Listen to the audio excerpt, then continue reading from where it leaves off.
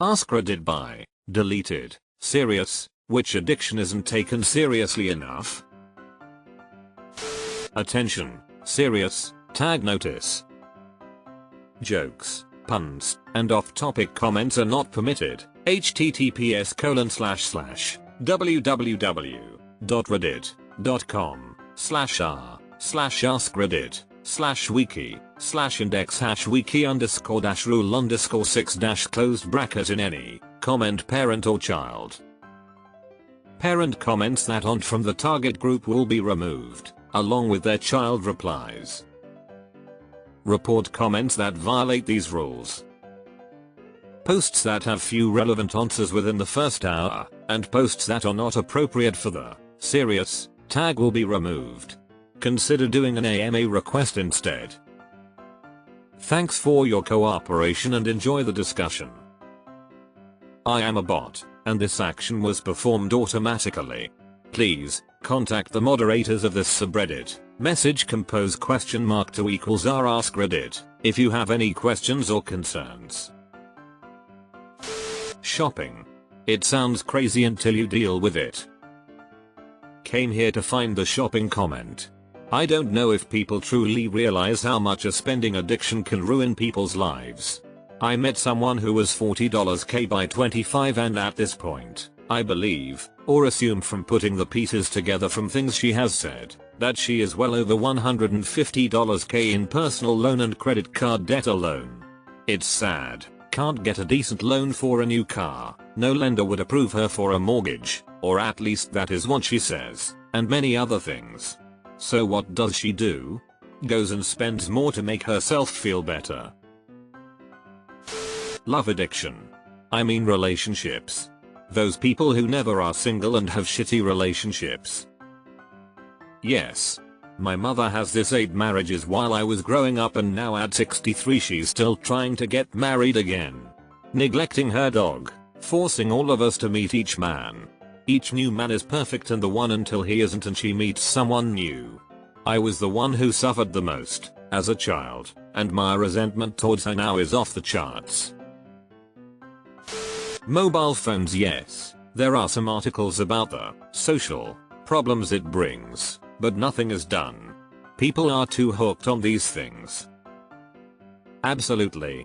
I find it interesting how quick adults are to complain about their kids' addiction to their phones when they are equally addicted, if not more so. Food. I agree. It's not something you can just cut out either. You need it to survive, making it almost impossible on your own if you use food to cope. I have got a lot better, but I used to binge when I got stressed. I would go all day without eating and at night I'd go wild and I would feel sick but couldn't stop. It was hell. I'm not even a bigger girl, I just couldn't stop. IDK. Self-harm. I don't think people realize how addictive it is. I was definitely the kid carrying a knife at school to self-harm in the bathroom to cope. That was probably my worst addiction. Did it for about 17 years. Now I'm 4 years clean and all my scars are covered by tattoos. Limerance, or person addiction, in which you get obsessively attached to a specific person. Hard to treat because it can be a normal early stage of a romantic relationship, but you have people who get stuck in it for years with people with little rhyme or reason. Genuinely in this and I'm hating myself for it. RN. I really like the person OFC, but I know that I do not need them. I just want to have fun and be normal and kind, but I end up excessive. Which I think that is more codependence, but limerance I believe is a heavy dose of codependence as well. Attention and sympathy. My mother will blatantly lie and throw anyone under the bus to get sympathy and attention. She's lost jobs, friends and my respect. Once in a store I was buying my items with my mom beside me. The cashier complimented my makeup, saying I do it very well and that I should think about becoming a makeup artist. My mom pitched in saying PFT, well, it only takes her a million years to do it in the morning. The lady replied, skill takes time. That's not a bad thing, with quite a stern tone. I don't even think my mom said anything after. I really appreciated that from a stranger. Obviously what my mom said wasn't a huge deal, But she noticed that my mom was trying to bring me down subtly, so she subtly told her off lol. Maladaptive daydreaming. It takes over my life constantly and it really sucks. FR I love my daydreams, but it's true. I'd rather daydream than do anything productive. It's a huge issue lol. I remembered few years back I'd just lay in bed all the time to daydream and my parents would come up to my room and try and talk to me because they thought I was depressed and sleeping all the time, but in reality I just enjoyed creating scenarios all the time. Self-harm. Contrary to popular belief, self-harm can become addictive. A lot of the time self-harm addictions are treated like attention-seeking behavior. A lot of people deny the fact that self-harm can become addictive despite so many people getting addicted to it. The attention-seeking part makes me so sad. I will be wearing long sleeves in summer for the rest of my life because I never want anyone to see scars or ask me about them. Attention was the last thing I wanted. I don't know that I was addicted because stopping wasn't as hard for me as I've heard it described, but it was still a serious problem for me in my early 30s. Regardless of age or reason, to reduce something like this to they just want attention is heartbreaking. Especially since it's common in teens. To think any parent could say that about their own child who is suffering so much, it's inhuman. And it doesn't just happen, it's a response to trauma or extreme psychological turmoil. But the root cause often lies with the people belittling it, like parents, bullies, or psychologists who actually just seem to hate their patients. So it's no wonder it's so hard to get help when the people you'd normally turn to are treating you like a petulant brat every time to cry out for help. Sugar. Shopping. Caffeine.